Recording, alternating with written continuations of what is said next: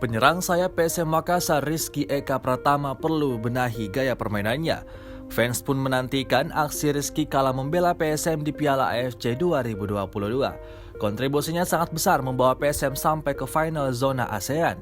Dalam 4 pertandingan, pemain asal Bone ini mencetak 1 gol dan 2 assist, melempem di Liga 1. Pemain kelahiran Kabupaten Bone belum memperlihatkan permainan terbaiknya. Rizky Eka Pratama harus menyesuaikan dengan gaya permainan sang juru taktik Bernardo Tavares. Pelatih asal Portugal tersebut memiliki gaya permainan cepat dengan pressing yang tinggi. Bola harus cepat mengalir ke lini depan untuk menjadi peluang maupun gol. Lalu pertahanan yang kuat dengan penjagaan ketat kepada lawan maupun ruang gerak lawan. Rizky Eka sejauh ini masih minim memberikan kontribusi bagi PSM Makassar.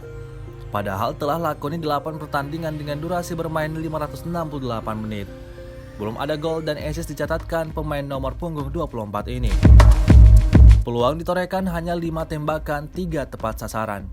Rizky Eka terkadang terlalu lama dalam menguasai bola. Ketika menyerang, ia lambat dalam mengambil keputusan.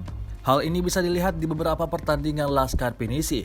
Ia coba memaksa melewati lawan ketika berada di lini serang. Di sisi lain, beberapa rekannya dalam kondisi tak terkawal.